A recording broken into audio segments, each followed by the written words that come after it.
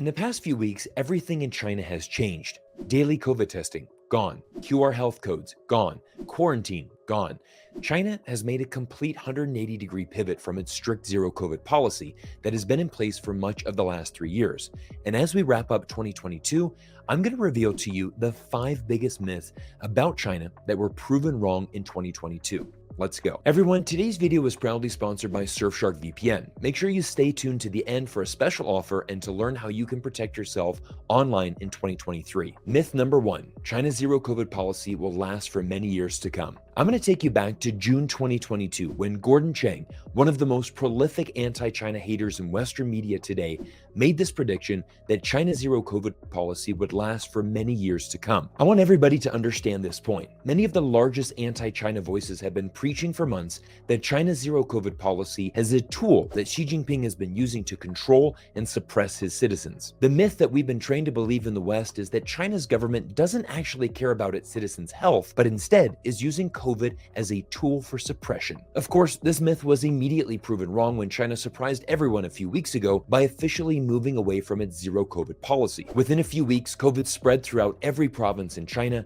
and hundreds of millions of Chinese citizens have become infected with the COVID-19 virus. It's been a few chaotic weeks in China as a result of this policy shift, but ultimately, China was waiting to the point where the virus is now at a stage where it is significantly less dangerous than before. We could argue that China waited too long to reopen, but the most important date now is January 8th, 2023, when China will once again reopen its borders, allow Chinese citizens to freely exit China, and also allow foreigners to travel back into China. This new policy is going to be a game changer that helps China's government immediately prioritize and build the economy in 2023. Myth number 2, China's government doesn't listen to its citizens. The second myth that was proven wrong in 2022 is the belief that China's government doesn't listen to its citizens. I'm going to take you back to March 2022 when China's government announced a mandatory vaccine policy for all residents in Beijing. Mandatory vaccines have been a common policy around the world. For context, in March 2022, I was living in Vancouver, Canada,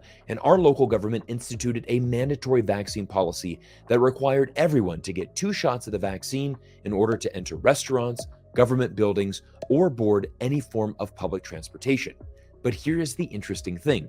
When China launched this program in Beijing, local residents became outraged. Many Chinese citizens are both scared of COVID, but also lack faith in any form of vaccine, and they didn't like the government implementing a mandatory vaccine policy and immediately pushed back against the government with a huge outcry on Chinese social media. And within a few days, Beijing government responded and scrapped the plans for a mandatory vaccine policy. Another great example, and one of the bigger stories coming from China in 2022, was the protests seen across China asking the government to end its zero COVID policy. Protests are actually very common in China. In 2022, we've seen various protests outside of rural banks, inside universities, and on the streets across multiple cities throughout China. China's government was already planning on reopening and moving away from its zero COVID policy when many Chinese citizens started to protest.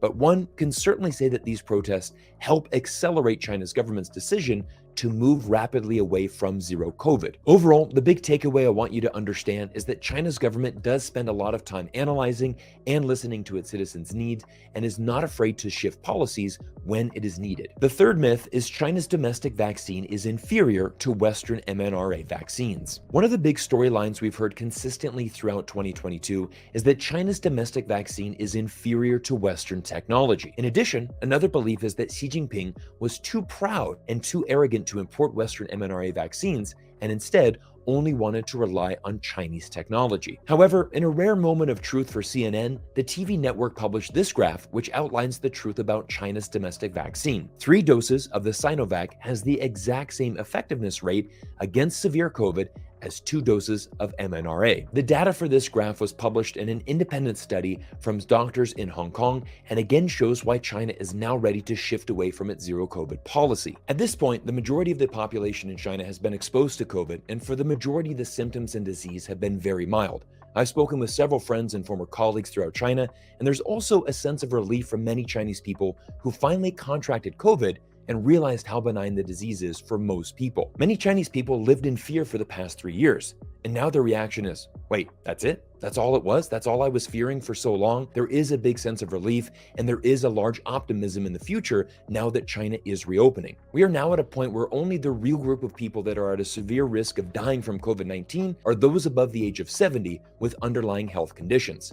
China also boasts one of the largest vaccination rates in the world, and this is further evidence as to why it was time for China to finally reopen. Myth number 4, China is destroying capitalism and businesses in the country. One of the headlines we've heard repeatedly over the last couple of years is that China's government is destroying capitalism and crushing businesses throughout its zero COVID policy. First of all, I do want to highlight these past couple of years have been very difficult for millions of local businesses throughout China. The Chinese economy has taken a large hit, and millions of people have lost their jobs as a result of these strict lockdowns. In addition, we've seen the central government take a very hardline stance against some of China's biggest tech companies, like Tencent and Alibaba, to name a few. The government has been increasing regulations and even putting in fines against some of these big tech companies. However, it's important to note in China that no company is above the party. China's government does have the ability to implement strict policies and force tech companies to change, which is a stark contrast to what we have in America, where tech companies have more power than the government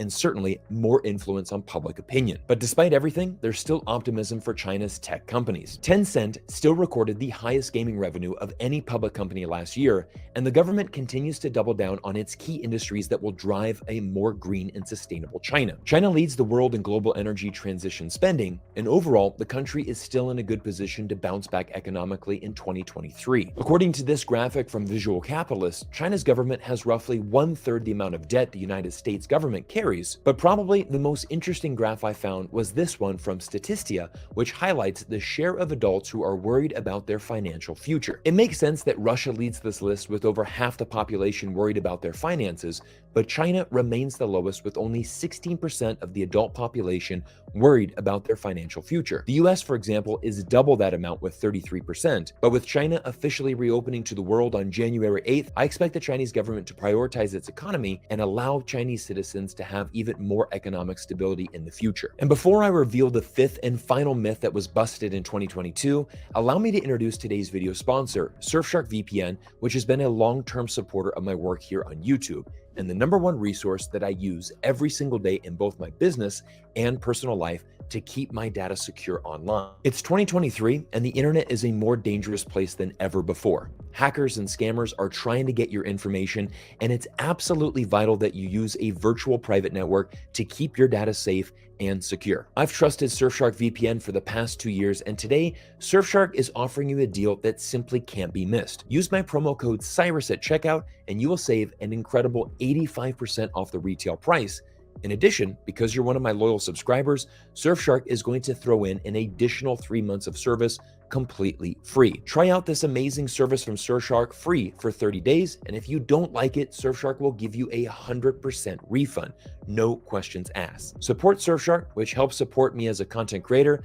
And now let's get back and reveal to you the final myth about China that was destroyed in 2022, and it is that the West will decouple from China. Throughout 2022, the most common word that we've heard between the United States and China relations is the word decouple. Our politicians say it on the daily, and I want to be completely honest with everybody here. There is zero chance that the West will ever decouple from China, and there's one simple reason why. China is absolutely the land of opportunity for foreign companies. In this article from the SCMP that was published last week, we learned that the top 100 foreign companies in China produced an incredible $1 trillion in revenue, accounted for 7% of China's GDP, and employed over 3 million people in China. But here is the stat that will absolutely blow your mind. The top 100 foreign companies have been operating in China on average for 55 years. Let me say that again.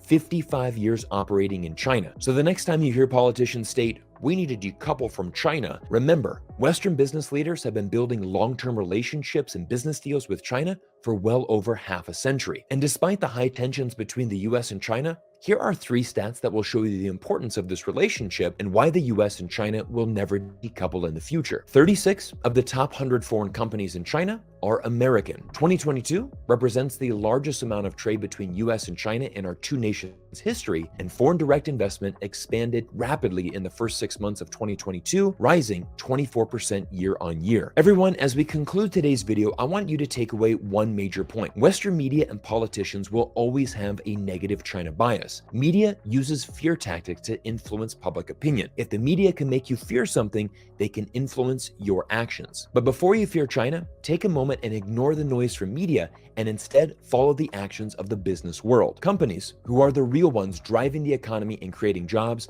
are continuing to foster relations between Western countries and China, and this is something that we can expect to see more of in 2023 and beyond. Everyone, this is my last video for 2022, and I want to thank every one of you for the incredible support that we've seen on the channel this year. 2022 was our best year of growth here on YouTube, and we will continue to provide more insights and better content to help you understand China in 2023 and beyond. Everyone, thank you for your amazing support, and I look forward to seeing you all in a new video soon.